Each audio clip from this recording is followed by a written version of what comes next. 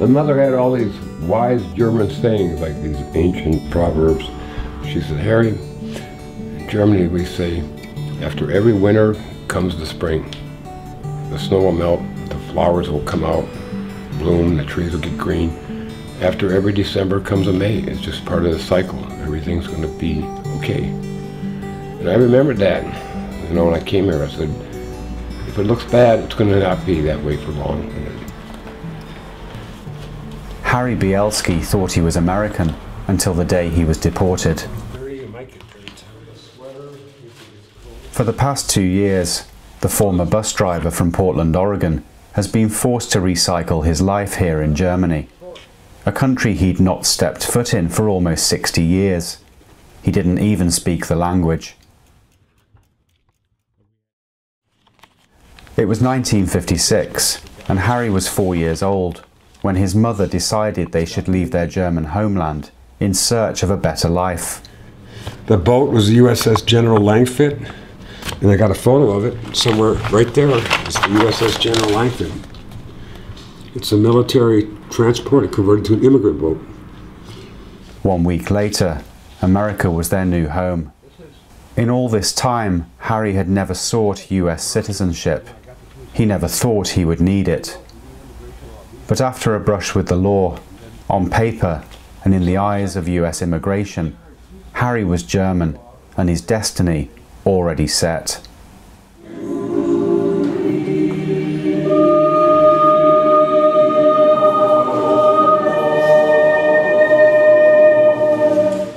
Christ the King Episcopal Church in Frankfurt helps people like Harry rebuild their lives through a ministry called Heimkehrer, which means homecomer. Social workers and volunteers offer them support and guidance, and many of the returnees, as they're known here, become valued members of this community. They arrive here, they arrive at the airport, and hopefully some of the social workers will pick them up and at least get them first accommodation.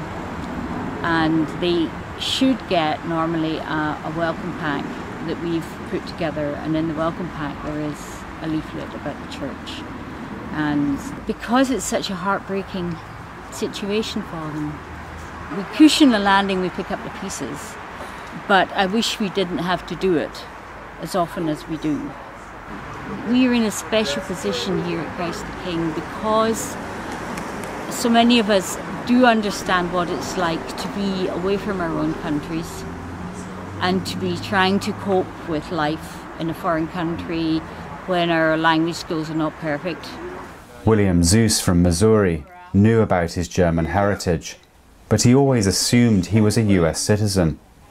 He served his time in a federal prison for various crimes, and then several years later he was picked up by immigration officers, detained for several months, and deported.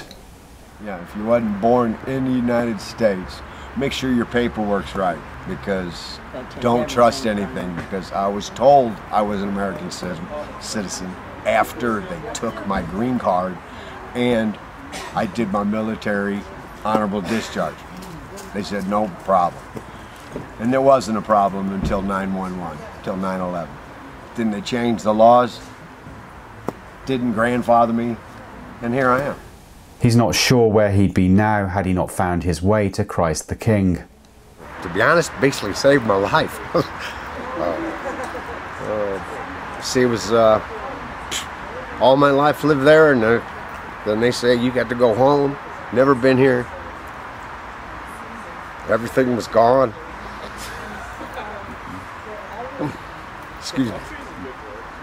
It's only take a minute, but everybody here helped, and this is now my family.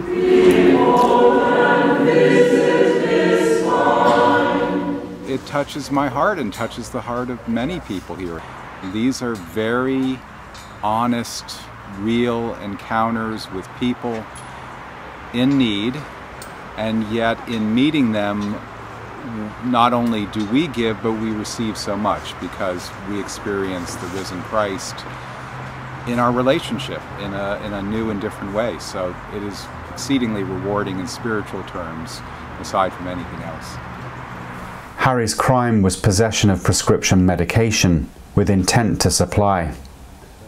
Following a 10-day prison sentence, he was transferred to an immigration detention centre, where he stayed for 590 days, fighting his deportation order to no avail.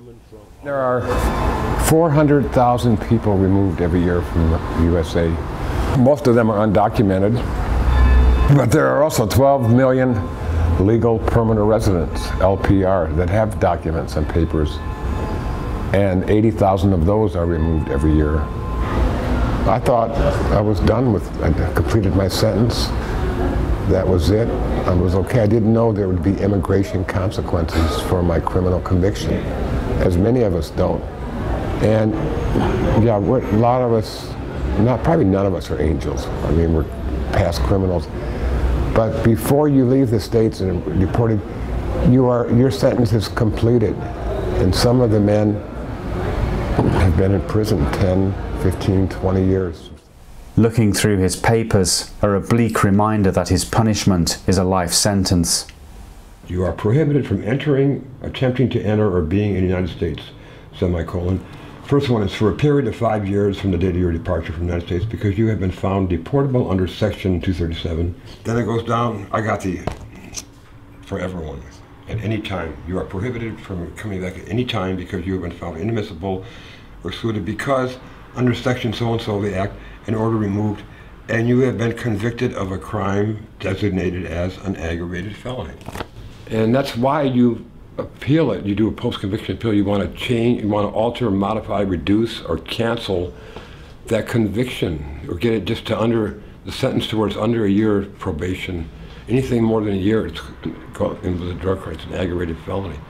And you have to learn these laws because the government does not give you a lawyer at their expense.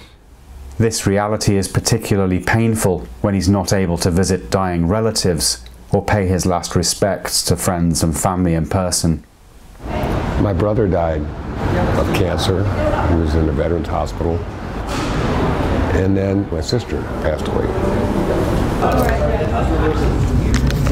My hope was to go back, put some flowers on the graves, but in a way it's good I didn't have to be with them in their last days and see them suffer. But sometimes you think you let the family down, because I would have been there hell or high water had I been in the States. I was there for my mother's funeral, my stepfather's, and it's that separation, that breaking up of the families. And America prides itself on family values, and the American people don't know what's going on. Harry is determined to make the most of his new life here, and he's claimed his own ministry in doing what he can for his fellow deportees. Now, I tell the men and women here, move on, do the best you can here, make a new life, volunteer for the community, attend a church of your choice, do good things, because by moving ahead, this may be one way for you to go back, because in our categories as dangerous offenders, as aggravated felons, most of us with a permanent bar, they use two criteria. You are a potential terrorist, or a threat to the community, or a flight risk.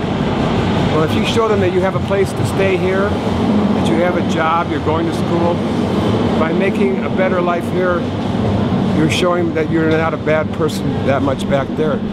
And there's us. And change is going to come through the undocumented people that are living in the States right now. That's because they're there. Once you're removed, you're out of the equation.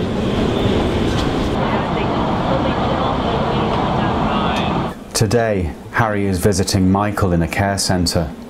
Michael's crime may well be more severe, but the immigration and deportation story are very similar.